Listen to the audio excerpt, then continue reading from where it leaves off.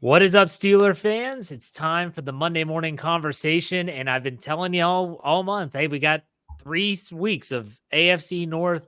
We're bringing in the rivals to talk about the Steelers' biggest rivals. We've already covered the Browns. We've covered the Bengals last week, and this week we've got the arch rival, the Baltimore Ravens, the most hated team by I think far and away the biggest rivals for the Steelers.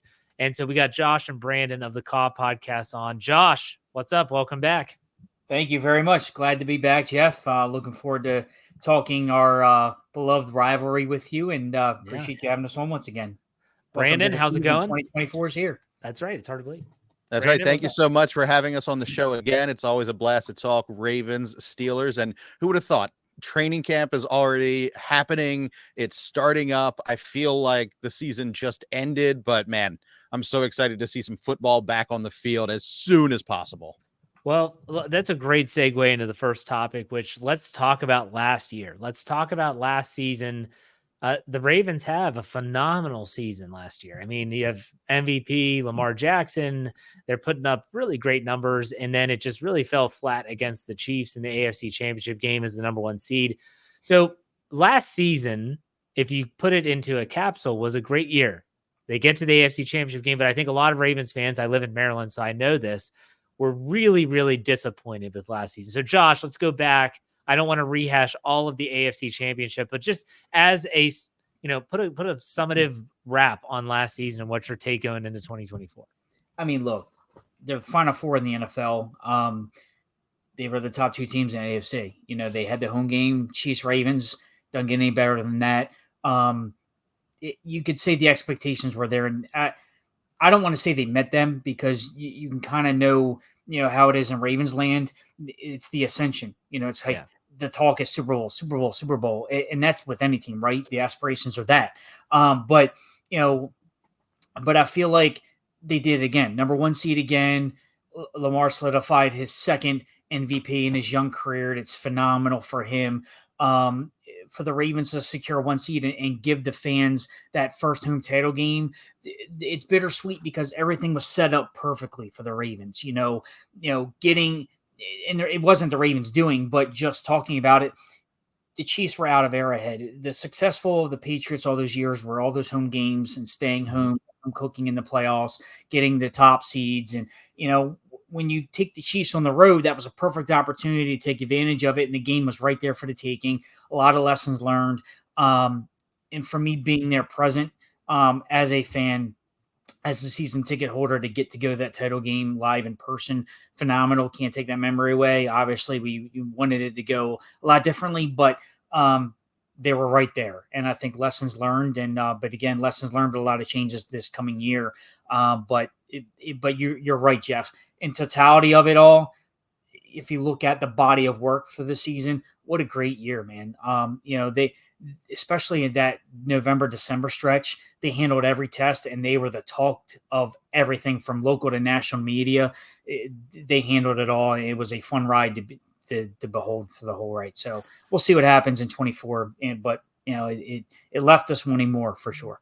Yeah, it definitely did. And I just want to add on, it was a great regular season. It was a blast to watch. I mean, I remember that Christmas night game. I thought this team was going to come out flat-footed. They're playing on Christmas. It's on the West Coast. And they came out and they just, absolutely bulldozed, and they were great. And it was a almost, error-free game.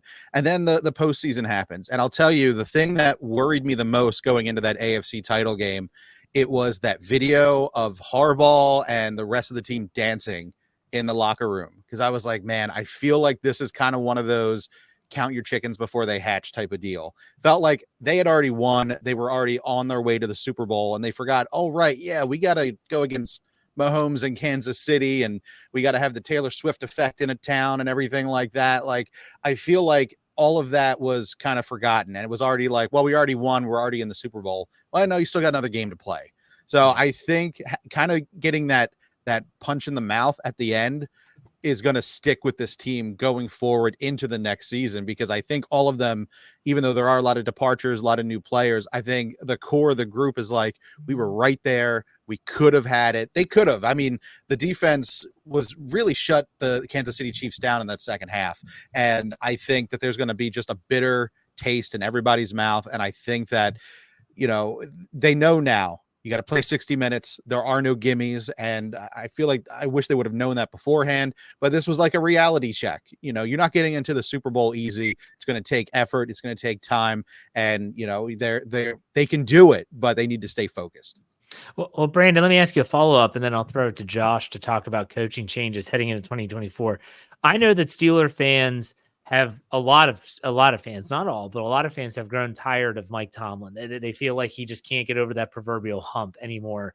Again, not all, but some. And that some is growing every single year that the Steelers do not get back to the Super Bowl. I have heard some rumblings, just the people that I know that follow the Ravens closely and are big fans, some of season ticket holders. There's been some smatterings of, does Harbaugh still have it? Do you feel that way? Do you hear that having your finger on the pulse of the fan base? Do you see any of that or hear any of that with the Ravens fans with Harbaugh? There's definitely a section of fans out there that have been calling for Harbaugh's head since the Joe Flacco era. I mean, there's always that group of people saying he got to the one Super Bowl. Let's move on. Let's do this. Let's do that. But I am not one of those people. I am a Harbaugh fan. I think that he still has it. And everybody's saying, oh, well, get rid of him and do that, do this. I just think that's a bad idea.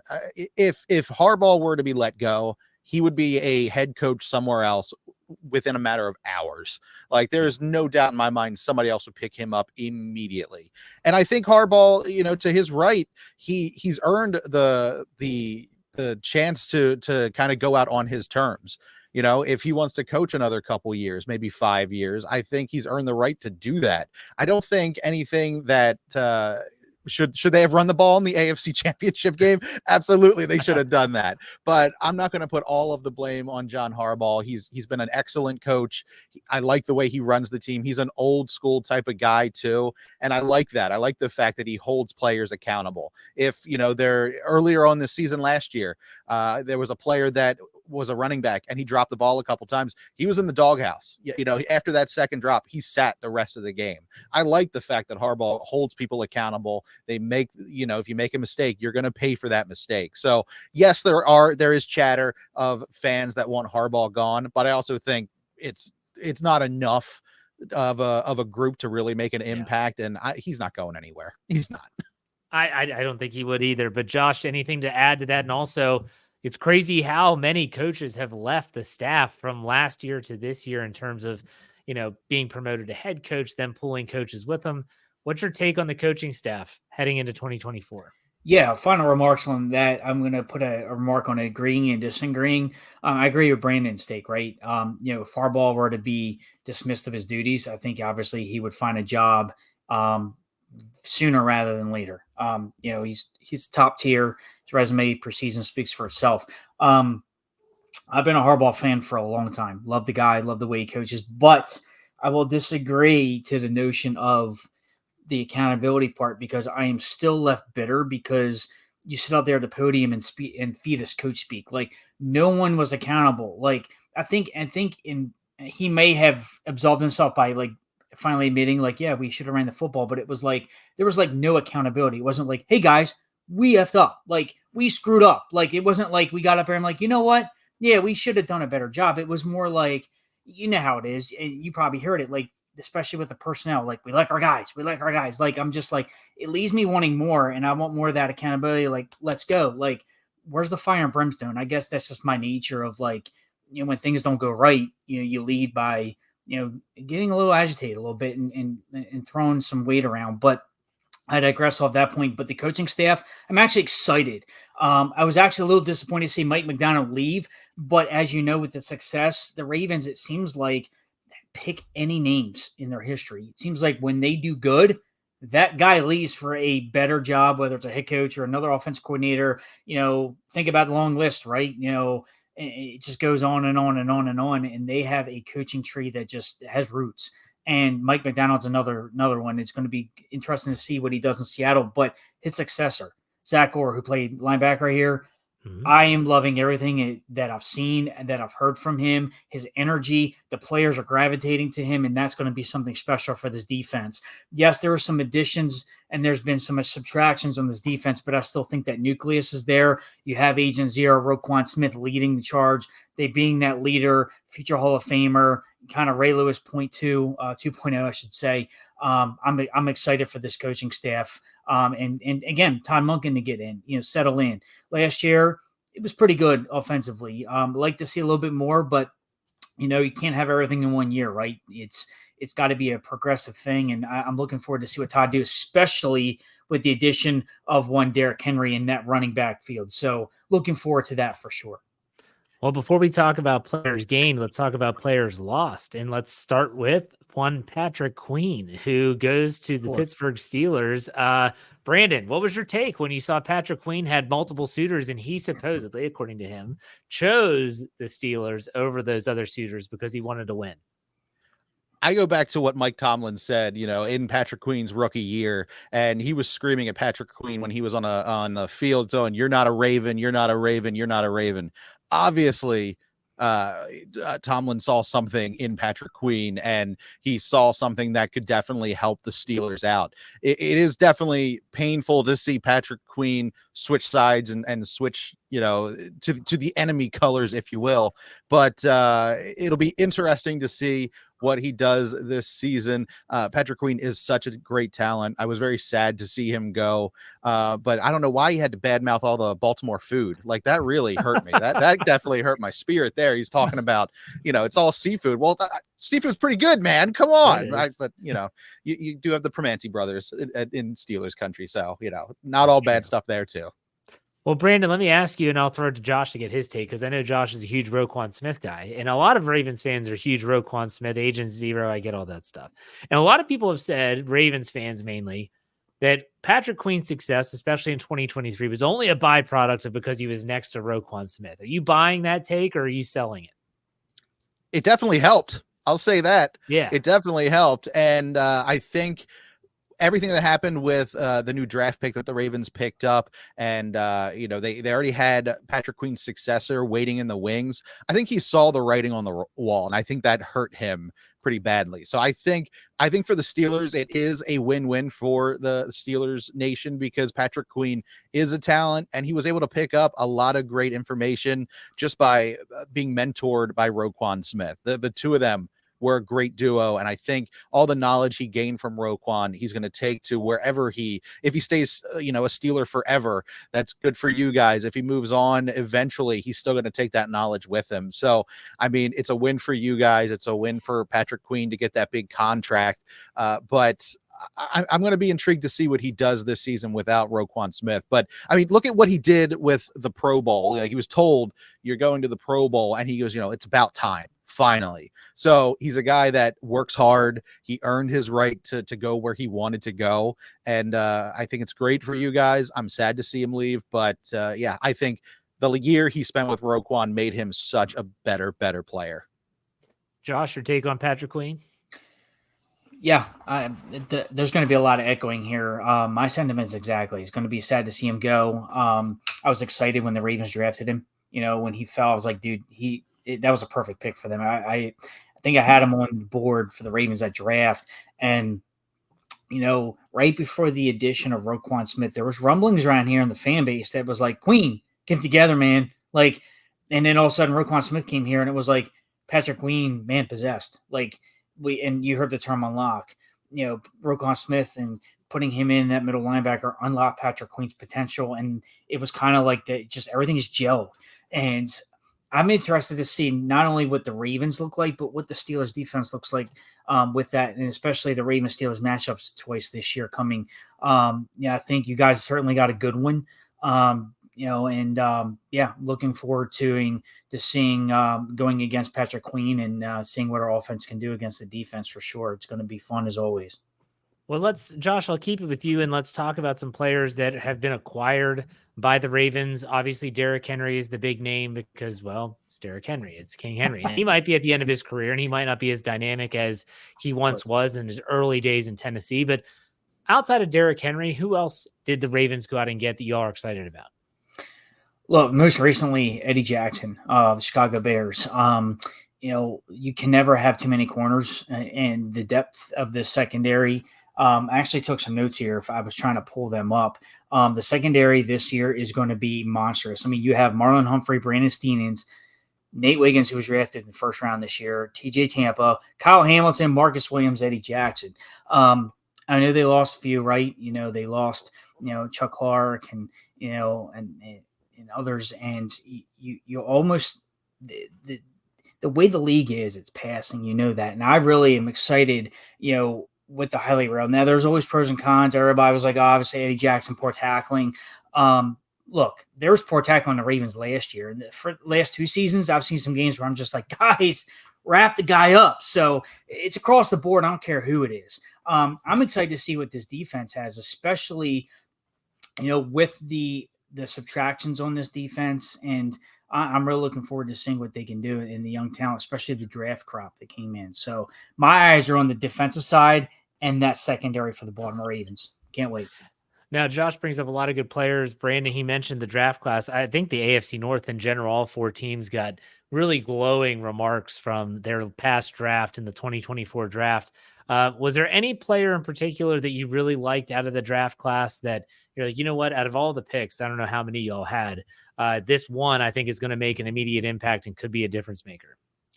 I mean, of course, the first round pick with Nate Wiggins that's the easy answer. And I think he's a guy, I don't know if he's going to start every single game, but I think you're going to see him make an impact eventually down the road. I think that he's got a tremendous talent, and I think that he's going to make an impact early on. But if you're not talking about this draft class, if you're talking about last year's draft class, I do want to bring up a guy, Andrew Voorhees, who he was picked very late last year. He tore his ACL, I believe, in the combine last year, so he didn't play at all in the last season. And the offensive line for the Baltimore Ravens has been completely redone. And I think Andrew Voorhees, there were rumors if he wasn't going to be hurt, he was going to be a second rounder. So the fact that the Ravens went and got him, I believe in the 7th round, they knew the last season was going to be just a lost season. That's the guy that I think is going to make a tremendous, tremendous impact on this team. I think everybody was saying in that AFC title game, run the ball, run the ball, run the ball. But that offensive line has been completely reworked and redone. And I think Andrew Voorhees is going to make a complete and total impact with what he's doing there this season, because it was a redshirt year last year, but obviously there's something there that the Ravens were really impressed with. And he's a name that I think is going to make an impact. And I'm going to be watching what he does all training camp, because I think, he's going to be somebody that we're going to count on a lot this year. That's good. I like to know those names of the lesser known players that might be making an impact. And in fact that he didn't have last year, he's basically a rookie, Right. All right. So I want to ask you, there's something unprecedented that's going to happen with the AFC North this year. And that is that HBO's Hard Knocks is going to cover the AFC North in the final 6 weeks. And the Pittsburgh Steelers have all of their division games backlogged into the final 8 weeks of the regular season, which is going to be interesting. And it makes sense. I mean, you think about the AFC North last year, 3 teams represented in the AFC playoffs, all teams having a winning record. No division is better in terms of competitiveness. And you look at the Bengals, who finished 9-8, and they have Joe Burrow returning. Brandon, we'll start with you. What was your thoughts on Hard Knocks being a division thing this year, the in-season Hard Knocks? I absolutely loved it. I am a TV guy. I'm a TV junkie. I absolutely love watching anything I can. If it involves regular television, reality, sports, anything like that, I constantly have the TV on. So the fact that you're taking Hard Knocks, that has been around for, over 20 years, and now you're going to put a new spin on it where it's in season and it's not just following one team, it's following multiple teams. That is such a fresh take on it. And to do it with the AFC North, which you said was absolutely loaded last year.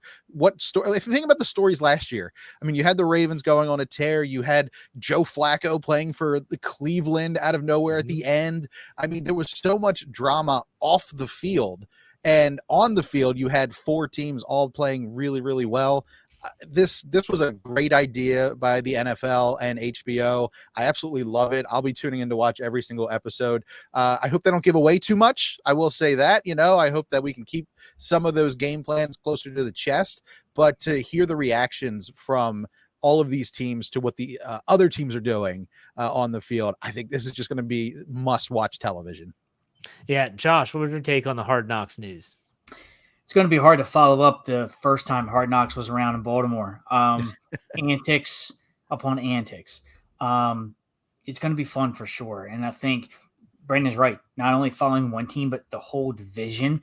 It's going to be special. And then the Ravens and Steelers play in Baltimore 4 days before Christmas. So it's going to be fun. Yeah. I mean, you're already excited for the holiday season and the stretch run. And just think about how strategic they are. They're focusing on the AFC North in the final 6 weeks of the season. Like, tensions are high, playoff push. Again, you got a Saturday afternoon, evening game with Ravens Steelers in Baltimore. The Ravens end with Cleveland at home. You're looking at our schedule as well. And then they actually go to Houston, sandwiched in between that, actually on Christmas Day on that Wednesday. So it's going to be special. And I can't wait. And just like Brandon, I'm a sucker for some good TV and reality TV of that. And HBO's Hard Knocks, they're one of I've been watching it all along. They're one of the top-notch programs. They do a great job. I've never personally forget outside the Ravens. My other favorite was the Jets when Rex Ryan was head coach. There were some one-liners out of that series that I'll never, ever forget, and I'll still quote to this day. I love that one. I hope that it is very similar to, I know Brandon's a Capitals fan, and you have to go back to, this is leading up to the at Heinz Field at the time when they had the Winter Classic there, and they did a whole lead up between the Pens and Caps, and they were like in their locker rooms, and they played each other a couple times before the actual Winter Classic. That series was unbelievable, and just the lead up and the build up. If they can do that with football in the AFC North, it's going to be entertaining. And I know there's a lot of Steeler fans that say, "Oh, it's going to be a distraction, and they're not going to be focused, and there's going to be cameras everywhere."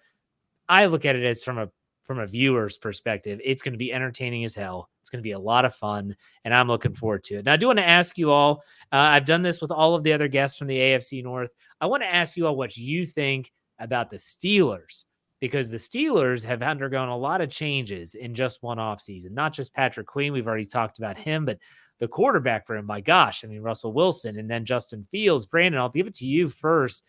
What's the vibe in Birdland about the Pittsburgh Steelers in 2024? Are we the laughing stock, or are we considered a legitimate threat? No, I mean, Steelers, they're always going to be a legitimate threat. I think the big question going around Baltimore is who is going to be QB1 for the entirety of the season. There's a lot of doubt that Russell Wilson's going to keep that job. Justin Fields, I think, with the right coach and the right setting, I think that he can be a QB1 in this league. I don't think, he was great where he was, but given the fact that he's coming to Pittsburgh and, Russell Wilson is Russell Wilson, he might not be Russell Wilson from Seattle like he once was. I think there's a good chance that he loses that job to Justin Fields. I'm intrigued to see what happens in training camp. I'm sure Wilson will start the season, but I doubt that he ends it on the field. I think that you definitely could see a Steelers led by Justin Fields by December, January. Do you think that's better or worse from a rival's perspective? Would you rather face an aging Russell Wilson or a young Justin Fields? I don't want to face Justin Fields, but I think it's great for you guys. I do. I think, if you're the Steelers, you're probably rooting for Justin Fields, but as a Baltimore Raven, I don't want to see Justin Fields, December, January. I'd much rather face Russell Wilson because he's not the same guy he once was. He really isn't. True. Josh, what's your take on the Steelers in 2024? As much as I want to laugh at them, much respect to what they do. Now, the quarterback situation will be laughable because Russ is done cooking. He's so far from done cooking, he can't even get a job at McDonald's right now.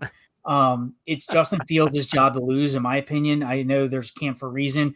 I'm a little bit baffled why they brought both of those guys in. A little bit. When that first happened, I was like, really? What are you guys doing? But I'm excited to see what could happen from that. just like Brandon, I'd rather face an aging Wilson. Wilson's far beyond his years. And what Justin Fields provides is that electric and excitement. He's still young. And what's even worse is now you got a quarterback that can mimic Lamar in practice. So that's something of a note, and I'm a little concerned about that. TJ Watt's still a beast. He's always going to be a beast. But what I'm intrigued about is this wide receiver core that you guys have with these quarterbacks, because George Pickens seems like he's wanting the ball more, and they're seeming to go away from that running game with Harris and Warren a little bit. And I know, like with Deontay Johnson and George Pickens and Freiermuth, they probably more want to be a passing attack offense, and looks from my eyes. So I'm excited to see what this quarterback dynamic is and how this Steelers offense takes shape a little bit. We already know what the defense can do there, and this is AFC North football. You're built on hard-nosed running game and defense, and I'd like to see what the Steelers offense has with this passing game and quarterback tandem situation and who emerges. And follow with Brandon, I can see Russell starting, but Fields taking it over, but I'll even do one better. I think it's Fields' job to lose at this point. Wow, that's interesting. Well, I will say Arthur Smith's offense is going to be unique. They traded Deontay Johnson to the Carolina Panthers for cornerback Dante Jackson, and they don't have a lot of talent at the wide receiver position. Those rumors they were going to go after Brandon Ayuk or Cortland Sutton. Those are the most prominent names on the Steelers rumor mill. They didn't get either.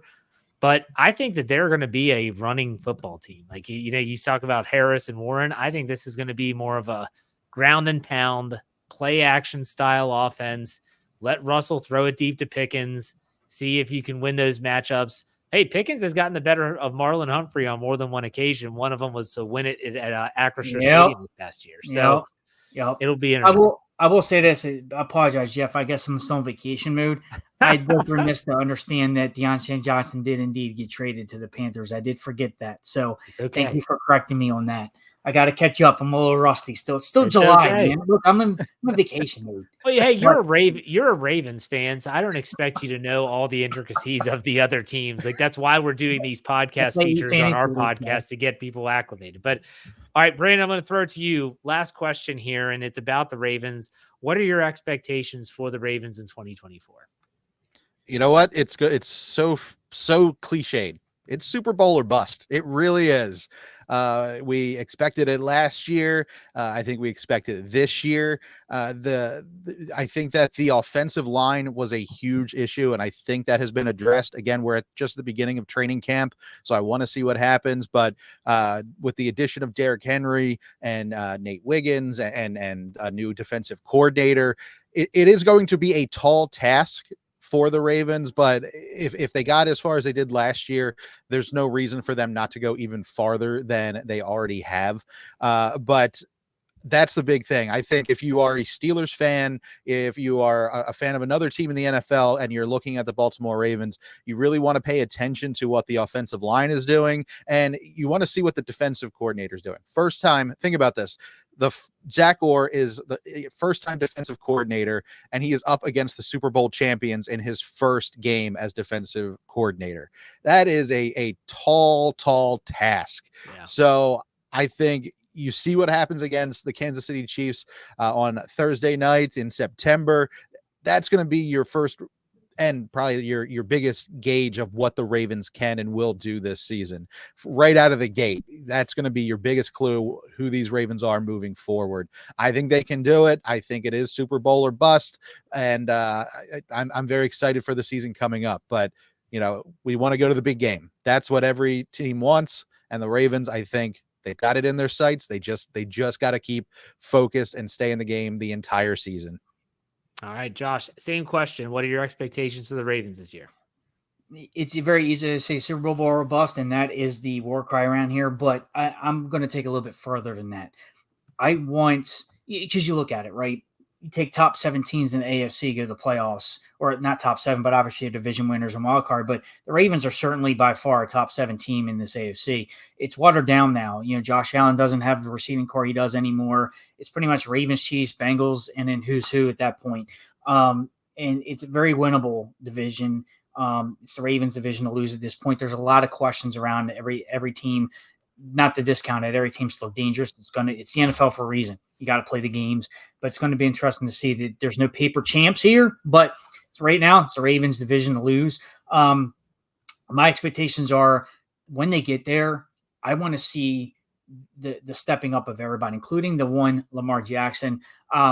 It's no secret, right? The playoff ability, the regular season success is not translating over to postseason for some reason, and that is something of note. I want that to be exercised in the monkeys off the back this year. I want him to finally perform in the playoffs. I mean, yeah, the stats have been there, for some games. The dubs haven't come, but that's been the war cry in the mantra around here is, come on, Lamar, you want to perform in the playoffs, and I'm looking for that playoff success and that MVP Lamar Jackson that regular season. Let's get some MVP in postseason, shall we? I want that to happen. I want to step it up.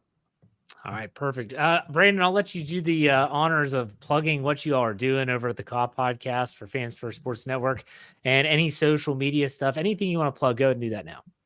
Thank you so much. Yes, we are the Call Podcast. We've been around for, I think that we're entering our 12th year as a podcast. We are so happy and proud to be a part of the Fans First Sports Network.